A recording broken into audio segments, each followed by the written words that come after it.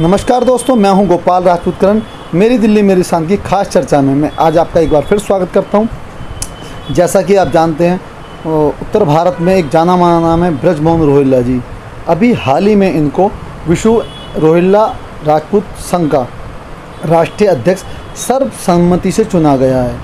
आप जानते हैं, समाज के क्षेत्र में या ये कहें राजनीतिक क्षेत्र में इनका बहुत बड़ा योगदान रहा है। समाज को हमेशा ये एक करने में लंबे समय से जुटे हुए हैं।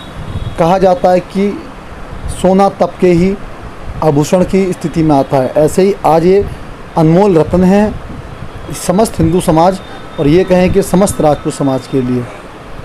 इनके अनुभवों से रोहिल्ला समाज को अनेकों बार फ़ायदा हुआ है। अनेकों स्थितियों में उन्होंने बहुत से ऐसे फैसले लिए हैं कि आज वो समझ लीजिए विश्व पटल पे अपने आप को स्थापित करने में बहुत आसानी से इनकी राय या इनके वजह से सफल हो पाए हैं। तो स्वागत है आपका सर मेरी दिल्ली मेरी शान की खास चर्चा में। तो सबसे पहले तो मेरी दिल्ली मेरी शान परिवार आपको बहुत बहुत शुभकामनाएं देता है राष्ट्रीय अध्यक्ष चुने जाने पे। थैंक यू, शुक्रिया। दूसरी बात, आपका सफ़र काफ़ी लंबा रहा है। मैं फ़िलहाल छोटी सी बात करूँगा। अभी कोविड रहा, उसके बाद आपको राष्ट्रीय अध्यक्ष चुना गया, तो थोड़ा बहुत हमें ये समझने की कोशिश करेंगे कि आपको अभी किन किन समस्याओं का सामना करना पड़ा। ऐसा है, जब कोई भी कार्य शुरू होता है उसमें अगर समस्याएं ही नहीं है तो फिर कार्य क्या है। लेकिन जब आदमी शालीनता से काम को आगे बढ़ाता है तो जितने भी अपयश हुए हैं वो यश में बदल जाते हैं और धीरे धीरे धीरे समाज हर तरीके से आगे बढ़ता चला जाता है। इसी प्रकार हमने विश्व राजपूत संघ की स्थापना से 2 साल पहले की और ये सोच के की थी कि हमें राजपूत जो स्थान है राजपूतों का, वो उनको सही रास्ता दिखाने की हमें ज़रूरत है। तो राजपूत हमारे 36 वंशों में है, उसके बावजूद भी हमारा जो ना हर जगह जो हिस्सा है वो नगण्य है। उस नगण्यता को ख़त्म करने के लिए हमने कोशिश की कि इसको सारे हिंदुस्तान में राजपूतों की जनगणना की जाए। ऐसे जो जहाँ रोहिलाज हैं वो रोहिलाज की जनगणना उस हिसाब से की जाए। उसको लेके हमने इसको आगे बढ़ाना शुरू किया और आज हम ऐसा महसूस कर रहे हैं कि हम बहुत दूर तक निकल चुके हैं और धीरे धीरे धीरे हमें सारे हिंदुस्तान के रोहिलाओं की जनगणना नज़दीक पाता होती जा रही है। हज़ारों फार्म हमारे पास आ चुके हैं सारे हिंदुस्तान से। इसीलिए इसी बात को लेते हुए हमने ये सोचा कि जब काम ही करना है तो ऐसा काम करो जिससे समाज लालच में ना जाके एक समाज सेविका के रूप में के काम करे। इसलिए हमने उसमें कोई भी पैसा नहीं रखा है। ना हम ये चाहते हैं कि भाई हमें मेंबर बनने के लिए पैसा चाहिए, हमने कोई पैसा नहीं रखा। उसके बावजूद भी हमने बहुत कोशिश की और आज हम ये कह सकते हैं कि हमने एक बहुत बड़ी पत्रिका का भी विमोचन करवाया है, उसके स्मारक निकाल लिया है, उसमें सारे राजपूताओं के बारे में लिखा है और ख़ासकर जो ना रोहिल्ला राजपूत महाराजा रणवीर सिंह जी के बारे में हमने उस बात को लिखा है। महाराजा रणवीर सिंह जी 1204 में उनका जन्म हुआ था और 1254 तक उन्होंने मुग़लों से बहुत बड़े बड़े युद्ध करे, उनको हराया और एंड में धोखे का शिकार बने। और धोखा भी हमारे ही उस बंदे ने दिया जो गोकुल नाम का पंडा कहलाता था। तो जब ऐसे लोगों ने जिन पे हम विश्वास करते थे उन्होंने हमें धोखा दिया और उस वजह से हमारे जो ना हार हुई। और वो दिन था रक्षाबंधन का, क्योंकि रक्षाबंधन के दिन हम जो राजपूत हैं वो हथियार नहीं उठाते हैं, उसकी पूजा करते हैं। उस वक़्त में उसने वो धोखा दिया और हमारे साथ बहुत अत्याचार हुआ और वहाँ पर जब जाना महाराजा रणवीर सिंह जी उसमें शहीद हुए। उनके कुछ साथी निरवाउट 338-339 करीब वो चरखी दादरी में जाके उन्होंने उस बात को आगे बढ़ाना शुरू किया और जो रानियाँ थी उन्होंने जौहर किया। और जौहर राजपूत रानी ही कर सकती है, एक आम आदमी नहीं कर सकता, क्योंकि जौहर करने के लिए बहुत दिल की ज़रूरत होती है। राजपूत रानी थी, वो तलवार भी उठाना जानती थी और मरना भी जानती थी। तो उन्होंने जौहर भी किया और वो जब वहाँ जाके बसे तो वही जो 338 आदमी थे जो चरखी आदमी में बचे जाके, वो धीरे धीरे 1204 से आज हम इतने बन चुके हैं कि हर जगह हमारा जो ना अस्तित्व धीरे धीरे बढ़ता जा रहा है। लेकिन बड़ा दुख होता है मुझे कहते हुए कि इतने राजपूत होने के बावजूद भी हम एक नहीं हो पाते, जिसका हमें हर तरफ नुकसान होता है। हमें वो एकता जो न लानी चाहिए। इस बात को लेके अखिल भारतीय क्षेत्रीय महासभा भी लगी हुई है और हम सब भी लगे हुए हैं। जो हमारे जितने भी राजपूत भाई हैं, सबसे मेरा निवेदन है कि सब एक छत्र के नीचे आएँ और आने के बाद में उसको काम को आगे बढ़ाएं, चाहे वो कर्ण राजपूत हैं, चाहे वो चौहान राजपूत हैं, चाहे वो रोहिला राजपूत हैं, चैताग राजपूत हैं, या वो 36 वंशों में से कोई से राजपूत हैं। उन सबको चाहिए कि वो एक छत के नीचे आएँ और आने के बाद में समाज को आगे तक लेकर जाएं और हिंदुत्व की रक्षा करें।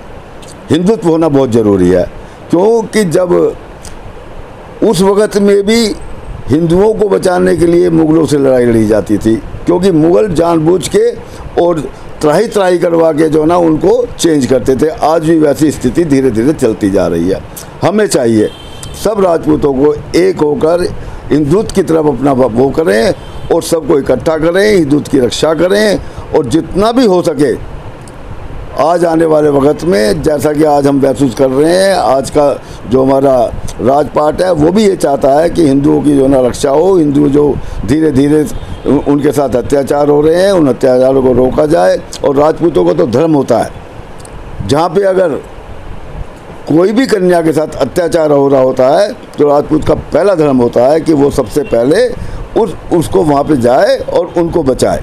वहाँ पे अगर हम अपनी महिलाओं को ही नहीं बचा पाएंगे तो हम धीरे धीरे धीरे धीरे हमारे हौसले ख़त्म हो जाएंगे, और जो लोग कर रहे हैं ये खुराफाती काम, उनके हौसले बढ़ेंगे। हमें चाहिए कि हम उनके खुराफाती कामों को रोक के अपने हौसलों को बढ़ाएं और सारे राजपूत इकट्ठे होके आने वाले वक्त में एक बहुत बढ़िया तरीके से काम करें। इसी बात को लेके कुंवर अजय सिंह जी ने एक बात कही थी, जो राष्ट्रीय क्षत्रिय महासभा के हैं, कि राम राज आएगा। राम राज आने के लिए बहुत ज़रूरी है जब हम सब राम की पूजा करेंगे, जब हम राम को मानेंगे। वो आज होता नज़र आ रहा है। जब ऐसा होता नज़र आ रहा है तो हमारा फ़र्ज़ बन जाता है कि हम सब मिलके धीरे धीरे राम की तरफ को बढ़ें और आगे बढ़ाएं। धीरे धीरे जब ये काम करेंगे, क्योंकि वो तो बलशाली थे, त्यागी पुरुष थे। राम त्यागी पुरुष थे और सारे राजपूत भी त्यागी हैं। उनका काम ही त्याग करना है, वो क्योंकि वो अपने लिए कुछ नहीं करते। वो जो करते हैं वो सब समाज के लिए करते हैं, सर्व समाज के लिए करते हैं। इसी संदर्भ में लेके हमने एक पत्रिका का आयोजन किया, एक पत्रिका निकाली, और आपको हकीकत बयान कर रहा हूँ कि पत्रिका में हमने किसी से एक पैसा भी नहीं लिया, सब ऐड लिए और वो काम हमारा हो गया। जब हेल्प का समय आया तो हम सब ने आपस में मिलकर उसको पूरा काम कर लिया। आज वो सारे हिंदुस्तान में बांटने का हम काम कर रहे हैं, और उसमें सब यही है। हाँ बोलिए। अभी मैं एक बात कहना चाहता हूँ, जैसे कि रोहिलखंड का मतलब ये था कि मुगलों की रूह को हिला दिया था रोहिलों ने। हाँ। नंबर 1। नंबर 2, महाराजा रणजीत सिंह जी जो थे, जिन्होंने हिंदुओं के लिए अपने प्राणों की आहुति भी दी, ये कहेंगे पूरे मुगलों की ईंट से ईंट बजाई। अब सवाल ये उठता है कि आज की जो स्थिति है, लव जिहाद का मामला चल रहा है, अनेकों जगह से हिंदुओं को पलायन करना पड़ रहा है, लेकिन सरकार की ऐसी नीति रही है, कुछ राजपूतों को ओबीसी में डाल देती है, कुछ को कहती है आप जर्नल हो, कुछ क्या कहते हैं उनकी आर्थिक स्थिति कमज़ोर है।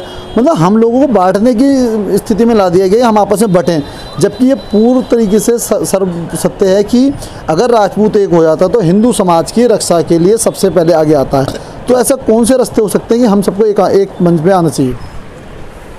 बहुत अच्छी बात कही है आपने करण जी।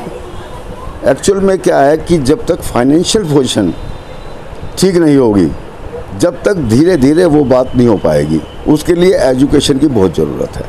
हम जब अपने बच्चियों को एजुकेटेड करेंगे तो नेक्स्ट जनरेशन ऑटोमेटिकली वो जनरेट होती जाएगी और वो बच्चे पढ़ते जाएंगे। जब पढ़ेंगे तो वो कुछ कमाएंगे, जब कमाएंगे तो धीरे धीरे पोजीशन ठीक होगी। लेकिन उसके बावजूद मैं एक बात कहना चाहता हूँ कि जो राजपूत अगर कमज़ोर प्रवृत्ति में हैं और वो अगर ओबीसी में रह के काम करके अपने आप को बढ़ा रहे हैं, तो हमें उन्हें छोड़ना नहीं है।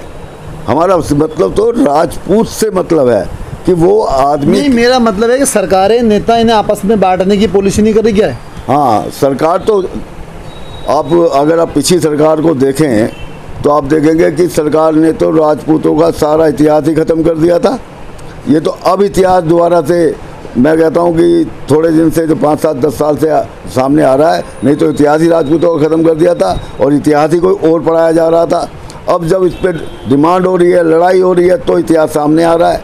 और जब इतिहास राजपूतों का सामने आएगा तो हकीकत है कि हर आदमी को सहयोग मिलेगा, हर आदमी की रक्षा होगी, हर आदमी की सुरक्षा होगी। और जब राजपूत आगे आगे बढ़ेगा तो हिंदू राष्ट्र भी अपने आप ही आगे बढ़ता चला जाएगा। आप एक बड़े अभियान में लगे हुए हैं कुंवर फतेह सिंह पार्क के नामकरण के अंदर, उसमें समस्त राजपूतों को एकजुट करने की आपकी योजना है।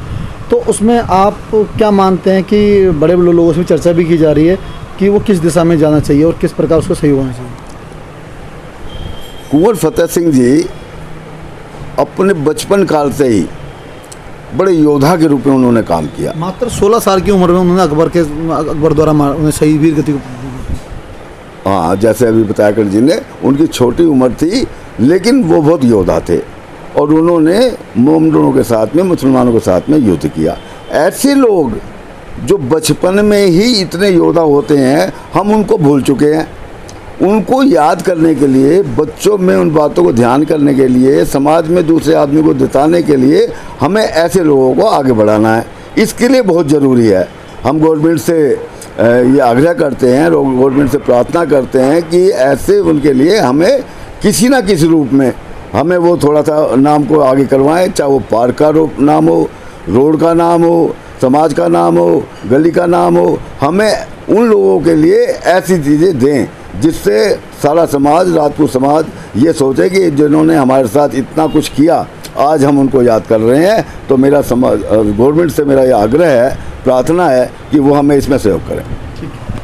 ये थे हमारे साथ श्री बृजमोहन रोहिल्ला जी, जो कि आज पूरे राजपूतों को एक करने में सफल हैं और इनके अनुभव से समस्त राजपूत समाज पूरे भारत का एक अच्छी दिशा में जा रहा है। उनको आर्थिक और ये कहें कि जितनी भी सहूलियतें इनके सहयोग से मिल पा रही हैं, हम उम्मीद करेंगे इनका आशीर्वाद ऐसी समस्त राजपूत समाज को मिलता रहे और हिंदू जितने भी लोग हैं इनके विवेक और इनके मार्गदर्शन से अपने आप को वशीभूत करके आगे बढ़ें। मेरी दिल्ली मेरी शांति खास रिपोर्ट के लिए मैं गोपाल राजपूत करण। आज के लिए इतना ही। मैं फिर आपसे मिलूंगा एक नई शख्सियत के साथ।